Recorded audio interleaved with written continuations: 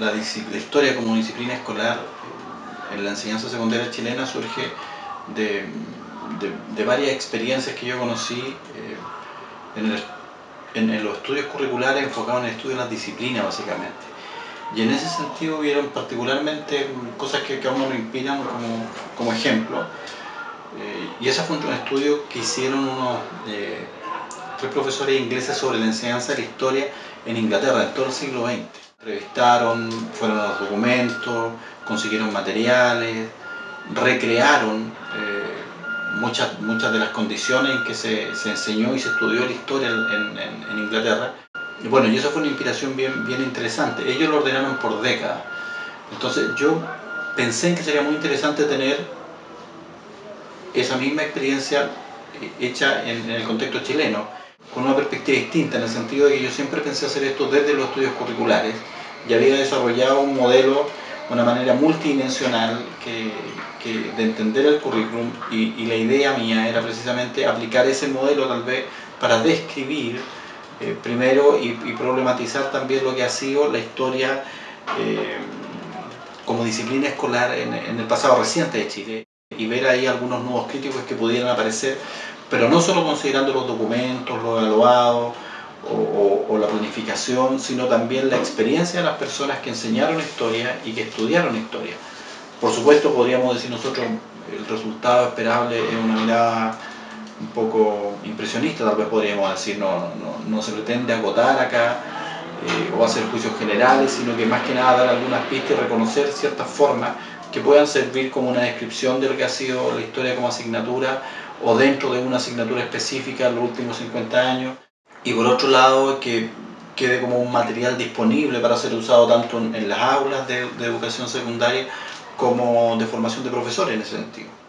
Y con los que podemos hacer un seminario para discutir sobre todo las partes más generales, estas partes que tienen que ver con la relación entre el currículum, las disciplinas y la experiencia educacional como problema. Ahí apareció, por ejemplo, el concepto de política curricular, que es importante, y fue importante, y lo trajeron, digamos, se volvió importante porque lo trajeron a colación los profesores con los que estábamos trabajando. Además es un concepto que se empezó a usar en Chile desde hace unos años ya, y es importante empezar entonces a ver qué significa contextualmente, digamos, estos conceptos que viajan, pero al viajar en ese movimiento también se van transformando.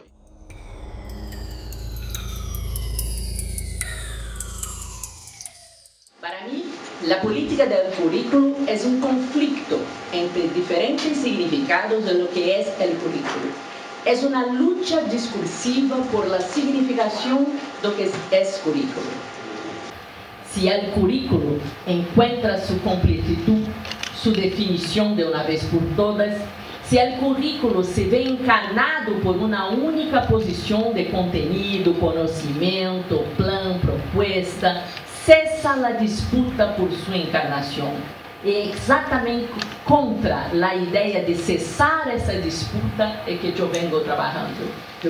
A ideia de uma hiperpolitização é justamente trabalhar com a ideia de que temos que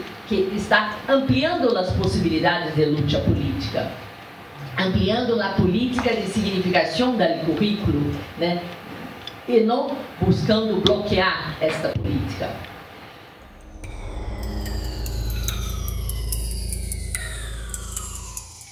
Mi enfoque aqui é, por compromisso ético-político, reativar a promessa da educação por venir e a reinvenção de cada ato educativo. No campo acadêmico do currículo, tal compromisso implica intervir em la intensificação máxima de las transformações em curso, desconstruindo discursos curriculares que se apresentam como la regla que permite o cálculo de atos educativos para uma boa educação, medida como la más adecuada para el futuro proyectado. Y después está situarse al otro lado, que es el lado de la persona que es el destinatario de este currículum, de esta forma de organizar el conocimiento y que se espera que estudie, ¿cierto?, con mayor o menor niveles de autonomía respecto de lo que se enseña. Entonces ahí se llega, junto con otras dimensiones, a lo que podríamos decir una especie de currículum vivido, y que es en el fondo la actualización de una serie de dimensiones que se han puesto de relieve en la historia de los estudios curriculares en un momento concreto y en la experiencia concreta de una persona. La expresión, en cierto sentido existencialista, es un poco, ¿cierto?, cuál ha sido la vivencia interna de esta estructura externa, digamos, en que entre la generación adulta transmite o busca transmitir un determinado legado a la generación que viene,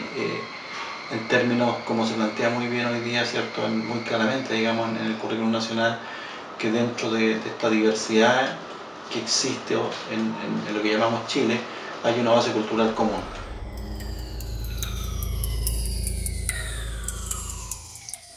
Bueno, el currículum de historia, la historia quedó subsumida en un sector curricular que no se llamó ciencias sociales, ni se llamó como se debería haber llamado, recogiendo el nombre básica, estudio y comprensión de la sociedad, sin referencias disciplinarias. Como era la media, igual aquí pesaba el campo disciplinario, y pesaba la tradición, y pesaba que se quería cambiar, pero no se quería pasar a llevar a todos. Y la gente de historia, el campo disciplinario de historia, no aceptó quedar dentro de ciencias sociales. La historia no es una ciencia social, es una humanidad.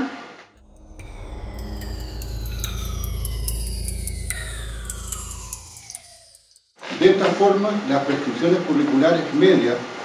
esta es conceptualización de Glasgow.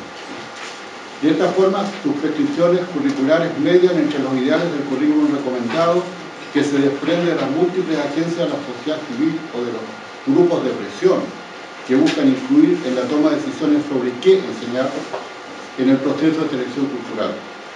Aspecto clave del currículum y las heterogéneas realidades de las tablas situadas en múltiples contextos políticos, económicos, étnicos, geográficos, lingüísticos, religiosos, de género, entre otros.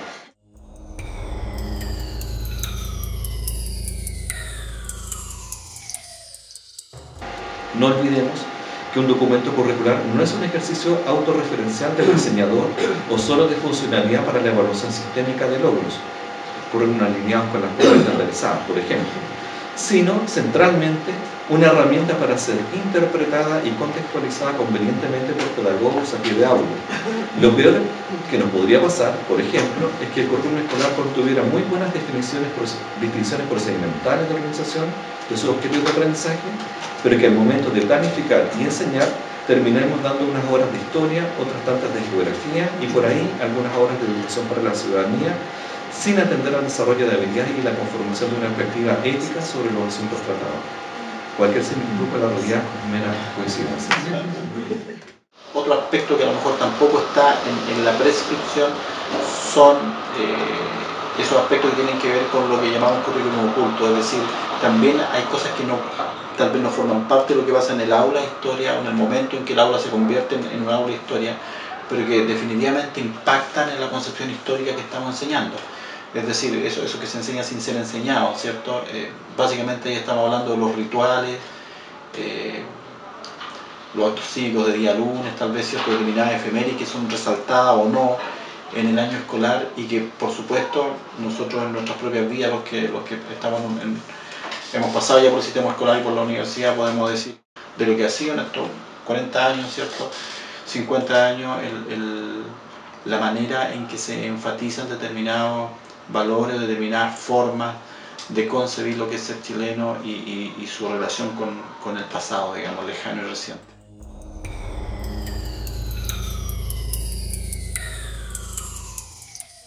Elaboramos los núcleos interdisciplinarios de contenido y que lleva como subtítulo la educación en acontecimientos. Acá la idea de acontecimiento marca la perspectiva desde la cual construir con particularidad contenido en la escuela. Esta es una propuesta para trabajar de manera contextualizada. En la educación y por supuesto el currículum como dispositivo educacional es siempre de alguna forma moverse en ese espacio liminal entre dos generaciones. Ni siquiera a nivel de quien escribe el currículum o quien lo dispone, quien lo prescribe, quien lo organiza, sino que sencillamente siempre en cualquier decisión, en el momento que tomaba también en una resonancia con lo que Beth nos hablaba de esta violencia siempre, ¿cierto?, propia de la definición misma, es siempre la generación adulta, ¿cierto?, la que estima lo valioso, la que organiza la forma de transmitirlo y la que finalmente se convierte en el sujeto central de un proceso en que, por supuesto, debiera ser el otro también sujeto, ¿cierto?, y no objeto del destinatario, la nueva generación. Bueno, y es currículum, disciplinaridad y experiencia escolar porque de alguna forma se piensa esta unidad tan estable en la prescripción curricular que es la disciplina, y en este caso específicamente de la historia, se piensa en relación con la persona, con el destinatario de este currículum, profesor y alumno sobre todo, y cómo esto es experimentado. De alguna forma, particularmente para los profesores o para los que nos dedicamos a estudiar un área del conocimiento en particular y enseñarla, en cierta forma, en una posición intermedia, ese campo de estudio, esa disciplina se transforma en una especie de expresión simbólica de nosotros mismos. Eso yo pienso que es algo que está tal vez en los elementos subjetivos que informan este proyecto, y es también a donde se quiere ir, a la idea de que es vivido por las personas.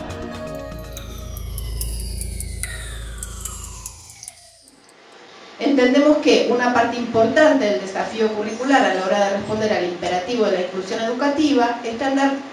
respuesta a dos problemas presentes hoy en el nivel medio de educación.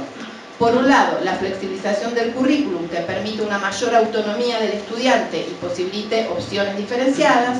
y por otro, la tensión que se pone en juego entre la organización por disciplinas académicas y otras formas que, sin olvidar las disciplinas académicas, disminuyan la pauta de clasificación curricular, permitan una mayor posibilidad de expresión de los intereses de los estudiantes y contextualización del contenido.